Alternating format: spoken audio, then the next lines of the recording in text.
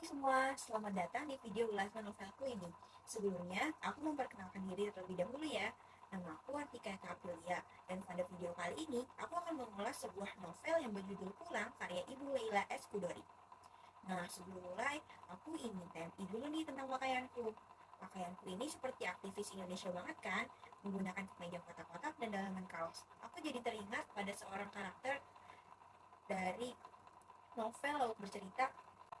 Awal mula aku tertarik dengan buku ini karena aku memang membaca terlebih dahulu buku Laut Bercerita, dan setelah menamatkan novel itu, aku merasa sangat jatuh cinta dengan genrenya ya, dan cara penulisannya Ibu Leila. Dan aku ingin lagi membaca novel dengan genre sejarah politik seperti Laut Bercerita. Dan pada waktu itu, aku menemukan karya Ibu Leila yang lain, yaitu novel yang berjudul Pulang ini. Dan ketika ada kesempatan, akhirnya aku bisa membaca dan menganalisis buku Pulang ini. Oke, kurasa ini cukup untuk permulaan ulasanku. Sekarang aku akan memberitahu tentang identitas novel ini. Judul novel ini seperti di awal, yaitu Pulang karya Ibu Leila S. Chudori. Genre pada buku ini yaitu fiksi sejarah dan fiksi politik. Novel ini terbit pada tanggal 20 Februari 2017, memiliki jumlah halaman sebanyak 474 halaman, dan buku ini mempunyai rating 17+. Jadi, untuk kalian yang di bawah umur, usahanya gak baca ini, karena banyak sekali adegan dewasa ataupun semi dewasa yang aku sendiri kurang nyaman untuk membacanya. Berikut ini adalah sinopsis dari novel Pulang karya Ibu Leila S. Chudori. Paris, Mei 1968, ketika gerakan mahasiswa berkecamuk di Prancis, Dimas Suryo, seorang eksil politik Indonesia, bertemu Vivienne de Veraux, mahasiswa yang ikut demonstrasi melawan pemerintah Prancis. Pada saat yang sama, Dimas menerima kabar dari Jakarta. Hananto Prawiro, sahabatnya, ditangkap tentara dan dinyatakan tewas.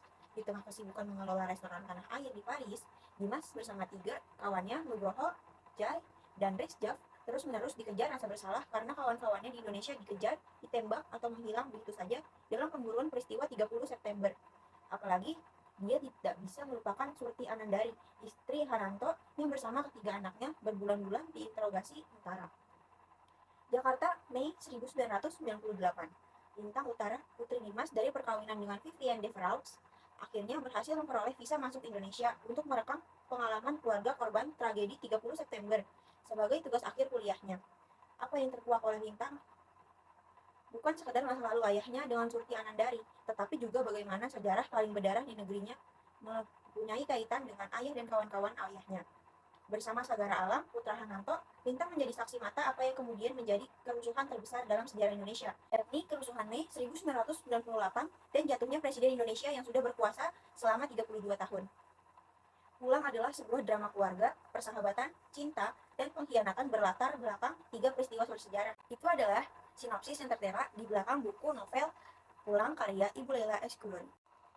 Kemudian untuk alur dan setting, kita akan diajak terbang ke sana kemari menggunakan mesin waktu dari Jakarta sebelum 1965 sampai menyusuri jalanan di Paris tahun 80 sampai 90-an hingga peristiwa bersejarah kerusuhan Mei 1998.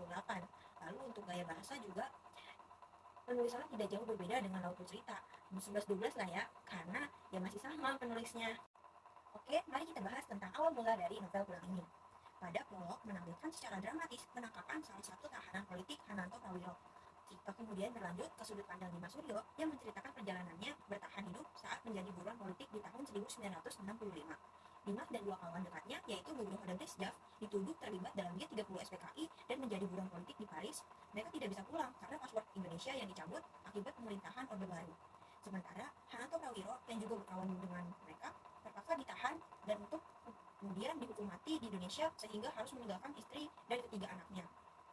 Dimas diceritakan sempat terlibat percintaan dengan istri Hananto, yakni Surti Anandari, sewaktu masa perkuliahan, dan masih saling mengirim surat dengan Surti dan anak sulung tentang kondisinya di Indonesia. Lalu menetaplah Dimas, Nugroho, dan Rizjaf di Paris dan tetap bertahan hidup hingga ada yang menikah dan memiliki keturunan.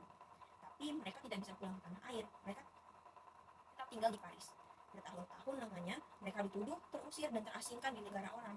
Dan bukan hanya mereka yang sengsara, tapi keluarga mereka di Indonesia juga dicap tidak bersih lingkungan karena memiliki hubungan darah dengan mereka-mereka yang tertuduh menjadi bagian dari komunis.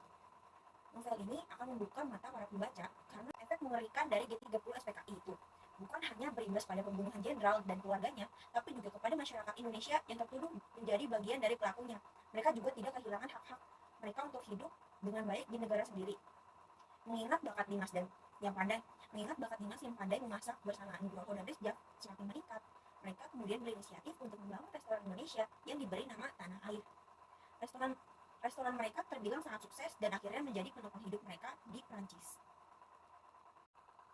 Alam dan Bimo yang aktif menjadi aktivis di Indonesia kemudian banyak membantu Lintang untuk merampungkan proyek tugas akhirnya. Keadaan saat itu juga sedang bergejolak di Indonesia, di mana seperti yang kita tahu, kerusuhan Mei 1998 yang menjadi tempat reformasi di Indonesia sedang berlangsung. Selain mendengar kisah para buron politik yang begitu pilu, penulisnya juga berhasil memasukkan euforia ketegangan di balik peristiwa kerusuhan Mei 1998 serta gejolak mahasiswa yang berhasil meruntuhkan Orde Baru. Pada ending dari novel ini menurutku tidak berakhir bahagia namun memuaskan. Menurutku ya, endingnya cukup mengena ketika Dimas Suryo berhasil pulang ke Karet sebagai tempat peristirahatan terakhir yang turut ditemani orang-orang kekasihnya. Dalam novel dan ulasan tentu terdapat kelebihan dan kekurangannya. Bagi aku, kelebihan dari novel ini yaitu pada bagian alur yang maju mundur dan penggambaran tentang sejarah kelam di Indonesia. Selain itu, aku juga bisa merasakan kekelaman sejarah Indonesia ditulis di novel itu. Bukan hanya terlarut dalam pembawaan ceritanya, tetapi juga itu membuka wawasanku tentang sejarah yang terjadi pada tahun-tahun kelam Indonesia. Nah, kemudian ada kekurangan dari novel ini, yaitu pada bagian awal ketika menggambarkan kota Paris itu sangat sulit dibayangkan karena bahasannya yang baku dan sangat sulit untuk membayangkan Paris pada tahun 1900-an. Nah, endingnya juga terlalu terburu-buru, tapi itu sudah terkemas secara epik. Nah, namun di novel pulang ini ada sesuatu yang mengganjal sebenarnya.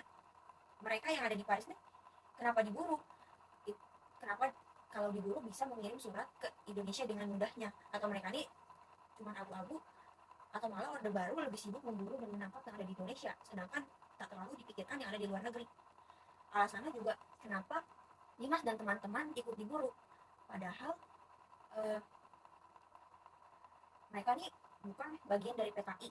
Itu mungkin jadi pelajaran buat aku ya, buat kedepannya lebih sering baca-baca tentang peristiwa G30 SPKI, dampak berkepanjangan dan sesudah atau pasca dari kejadian itu. Buku novel Pulang by Leila S. Budori ini sangat worth it to buy guys, karena bukunya ini udah benar asik itu. Bagi kalian yang suka genre sejarah dan politik dan cara penulisannya yang benar-benar tipe yang mudah dicerna, itu bagi aku ini kalian bakal suka sama karya-karya yang ditulis sama Ibu Leila S. Budori ini. Nah, oke, sekian dari aku ulasan tentang novel Pulang ini. Semua aku ulas dengan sudut pandang aku dan ulas jujur dari aku. Semoga dengan ulasanku ini dapat memberikan kalian gambaran dengan jelas tentang novel Pulang by Leila S. Budori. Sampai jumpa dan terima kasih.